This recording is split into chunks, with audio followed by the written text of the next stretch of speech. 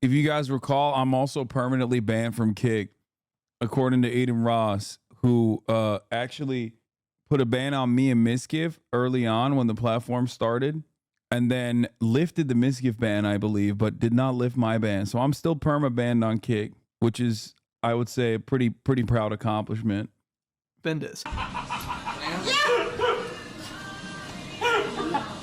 No, I have to wait. I can't get one. Before long, she's laying down on the couch, too drunk to even stand up. I guess that's when the two men decide they've had enough fun, and as they're getting ready to leave the two girls there, which is incredibly irresponsible in itself, Suspendus leans in for a goodbye kiss, forcing himself on top of one of the women as his friend stands idly by and streams the whole thing. I want to say goodbye. Move. Okay, take your time.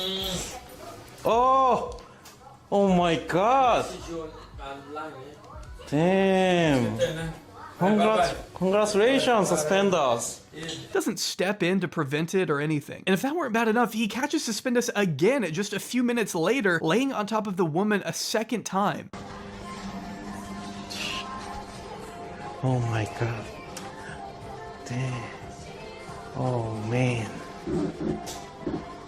Oh no, it's too sexy. Too sexy? A sexual assault, man. What do you mean? That's just a crime. You are in the process of filming a crime. You are filming your homie doing a crime. You are participating, aiding and abetting in a crime that is going on. What the f is happening? Can we go? Hey, let's go, man. Hey, Suspender, let's go.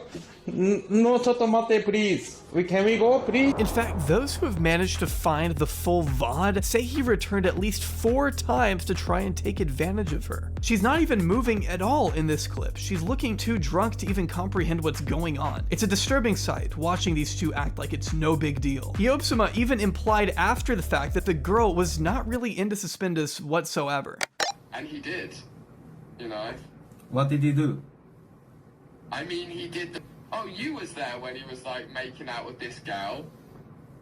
Do you think that was okay? Like, do you think the girl was into sus? If you recall, this happens to be the exact crime that Trainwreck's decided you didn't react hard enough to when you were criticizing his gambling. Do you think the girl liked sus, the one that was kissing him? Yeah.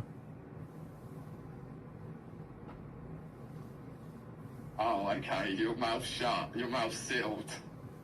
You're sworn to secrecy by sus, the man sus himself. Okay. Not that he even needed to say that. I mean, we all saw the clip. The Suspendus' defense for this whole thing is that he did nothing wrong on the basis that Japanese men are, quote, known to grope, in his words. I kissed a girl, bro. That upsets a whole entire country.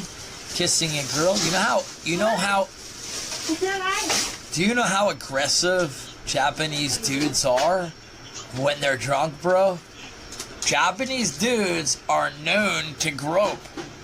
I just kissed a girl, bro. I never groped people.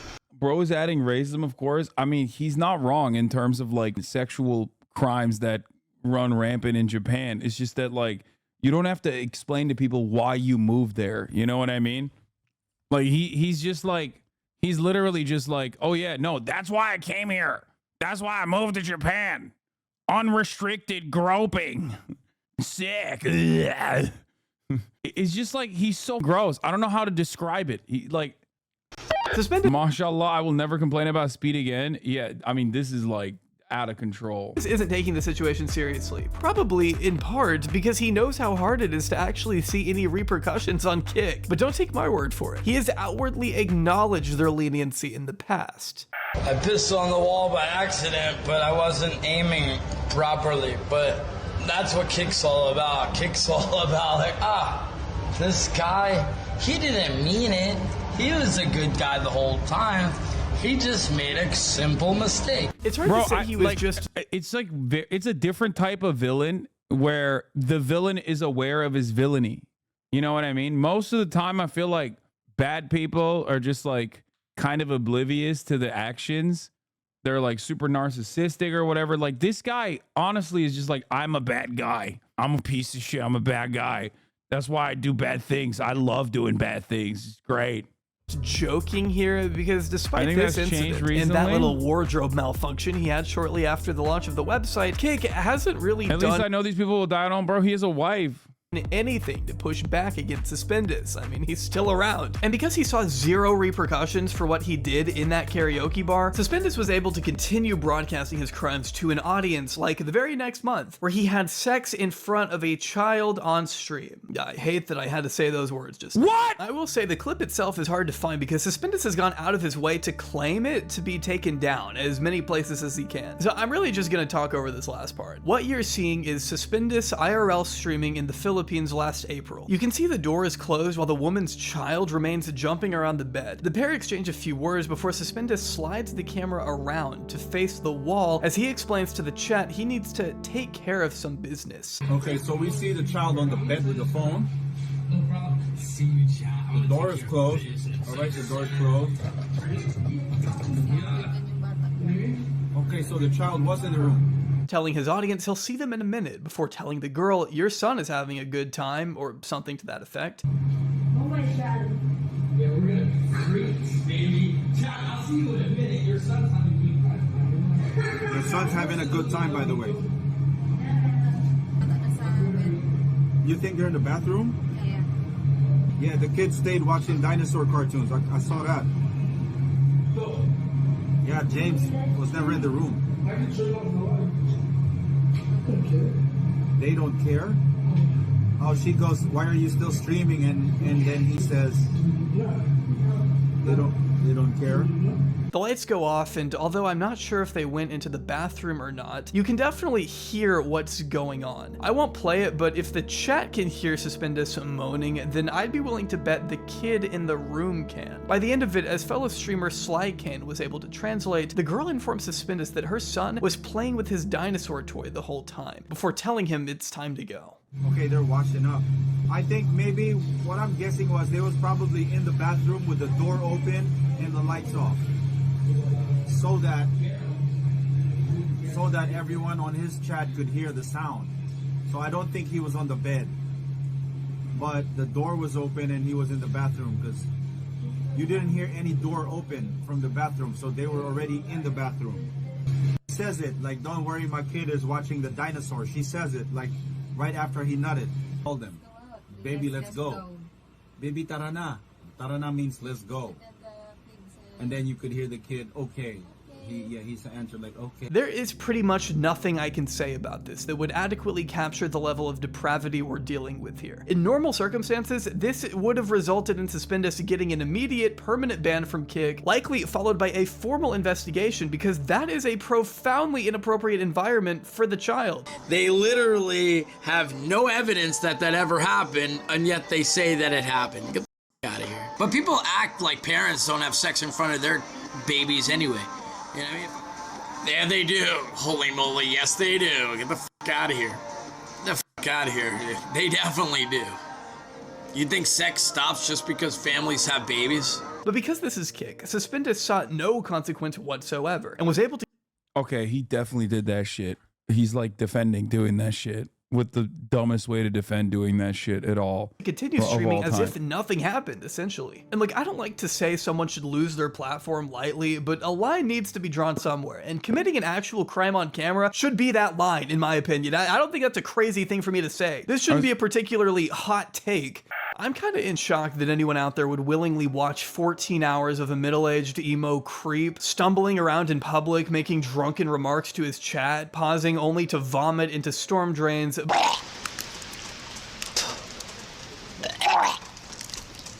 But to each their own. I would have to imagine the majority of Suspendus' audience is only watching because they know what an absolute scumbag he is. They see what a horrible life he leads, and they get to feel a sense of superiority by knowing that despite how bad their lives might be, they're still doing better than this guy. In what reality do you think that people want to watch you for being a profound streamer? No one has ever said that. I proclaim myself a profound streamer that is exploring. Do you want to grow as a streamer, or do you want to just fucking fizzle out? Dude, by the end of this year, I'll already be enough to... Anyway. His audience seems mainly comprised of Sam Pepper and Ice Poseidon fans who archive all of Suspendus's most egregious and sensationalist moments on YouTube for the sake of laughing at him. He's constantly reminded what a piece of shit he is by TTS donations from When people complain that Joji and iDubbbz aren't cool anymore, this is what they think is cool. Yeah, 100%. his own community. Saying this stupid shit won't change the fact that The dynamic that these guys have are like anti-fans. Yeah, 100%. That is like the Ice Poseidon community in general, is that they just like latch onto a streamer and try to get them to do like increasingly unhinged shit, all for their own personal enjoyment, which is like weirdly containing a lot of those freaks, because when those freaks become like a Destiny type, they will work every day deliberately in trying to create new like lolcows in particular, and I feel like that's way more dangerous. These guys at least like stick to their own streamer in a weird way, whereas like there's two different kinds of like lolcowers, like people that basically do this for their own particular streamer and then they fuck his life up, they swap places that he goes to, they dox him, constantly harassing people. Whereas like there are other content creators out there who in the Keemstar orbit on the other side are constantly looking for people like this, or at least like turning people like this into like turning other content creators into people like this, like a car crash. And the goal there is basically just, I think like the interaction that you have about someone that you're watching on camera, like the way to be able to like puppeteer their lives, engineer their lives, genuinely hurt them, that gives them a lot of gratification. I think it's parasocial in a very different way. These streamers communities have got to be just as disgusting. Oh, dude, you have no idea how bad that shit is. you sexually assaulted multiple people, including your family and your wife. Do that one. Grim always wins anything. Don't I have the best crazy fans? I have the most whacked out crazy fans. Aaron C. donated $3. A 43-year-old with an 18-year-old little girl, 85. She's not that, so. This is the master bedroom. And is relentlessly mocked for his relationship with a 20-something-year-old girl named Riri, who he married only 6 months after meeting in Thailand. Believe me, there are entire channels out there devoted to documenting the intricacies of their love life, or lack thereof. Many have speculated that Riri is only with Suspendus for the money and doesn't actually love him, which would otherwise be a pretty bold claim to make about someone over the internet. But then again, if she truly did love him and want to be with him for any non-superficial reason, I'm pretty sure she wouldn't have lied about having a dating app on her phone. Hold on. I tell you.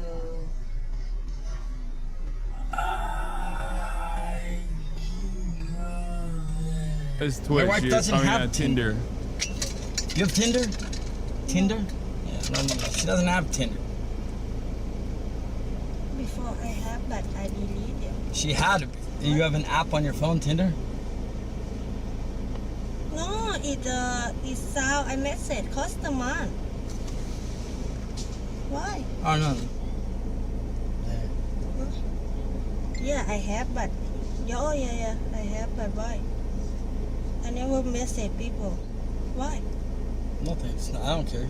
But I'm not gonna falter for that. I mean, it's Suspendus. There isn't really much of a reason to stand next to this dude if you aren't getting something in return, I'll just be honest. And maybe on some level he knows that, as he's bought her and her family a total of 5 cars at this point, handed out generous wads of cash to her family members at their wedding, and purchased her a $900 phone for nothing more than a light peck on the lips. I didn't even get a kiss or nothing.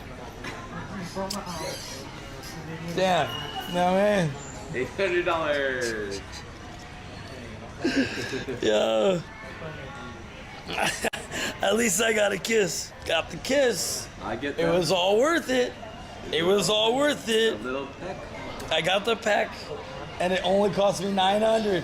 I'd almost feel bad if this were happening to anyone other than Suspendus. After all, he does seem to treat her like shit, cheating on her all the time. If I slept with you, I would never comment because I would want you to get pregnant. Yeah, is that weird?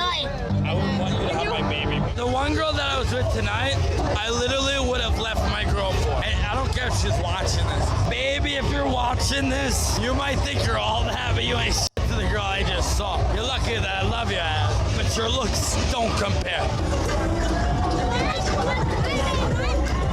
I'll never trust her again, Chad. Ever again. She punched me in my face. So she punched me in my face. And that's when he isn't making inappropriate passes at her mother, of course. Y'all wish you had that right there. Y'all wish. You know what I'm saying? Y'all wish you had that right there. Yeah. So I think you can see why I have trouble sympathizing with Suspendus. He says he loves Riri 1 second, then implies he's gonna leave her once she becomes old and unattractive for him the next. The question of what happens when Riri turns into her mom in 20 years? I will literally be on a beach somewhere with a fishing rod, a beer, and probably, you know, some weed or something. You know what I mean? Like, it was a good life.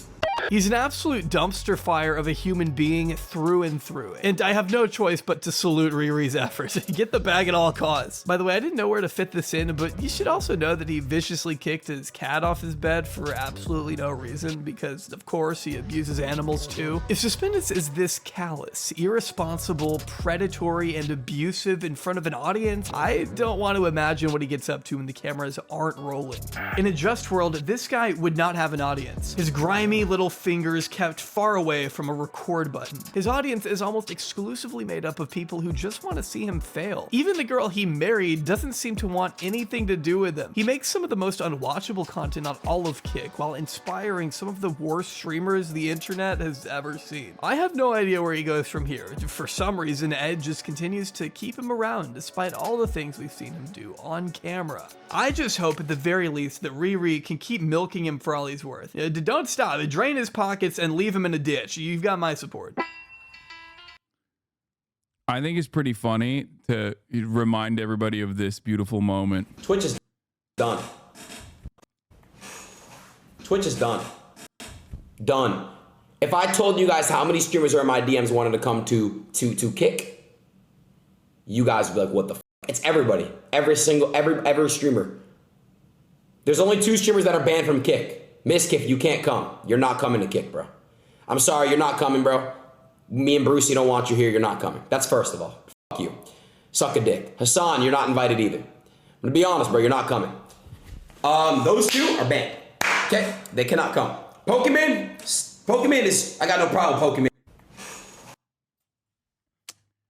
Yeah, he said that back in 2023. It's hasn't even, I mean, it's been a year since he said that. Look how far we got, bro. Chat spam and W's. Isn't there a clip out there of Aiden Ross trying to come back to Twitch, actually? It is pretty funny that he's like, it is pretty funny. It's only been a year. Bruce came back. He had XQC, put him in a call with Dan to try to come back. It's good stuff, man. That's cool, man. Thanks, man. Anyway. All right, well, I want to say thank you for getting this far into the video. After 2 months of working on this thing, countless hours of editing, and non-stop listening to Jack Doherty's voice, I am also shocked and relieved to finally be at this point. I can't believe this video is over, and I can move on to other topics now. I've tried writing this conclusion a few times and have admittedly been struggling to find the right words to describe my feelings towards Kick as a platform. I mean, let's not kid ourselves. Kick, in its current state, is an absolute cesspit, drawing in some of the most reprehensible streamers the internet has to offer. This video could have been longer, trust me, there is no shortage on deranged Kick streamers out there. And sure, they provide content for the rest of us to laugh at, but I obviously don't want Kick to be like this. I want them to be a viable alternative to more mainstream platforms. I am a proponent of there being competition because it puts the pressure on YouTube and Twitch to start acting like they want to keep us around. And that's exactly why I hate to see them giving freaks like Suspendus a pass even after he committed multiple crimes on stream. Letting him off the hook so many times is exactly why people are going to continue having their reservations about Kick. I hope it isn't always like this. Seeing that their insane revenue split genuinely has the potential to change lives, Kick could be better, and I hope at some point they start acting better. All I know is if they don't stop ignoring, fostering, and occasionally even encouraging illegal activity, I don't see how anyone's perception of this place is ever gonna change. Or maybe Elon could just buy it and make it even worse. True. That is a thing that could happen.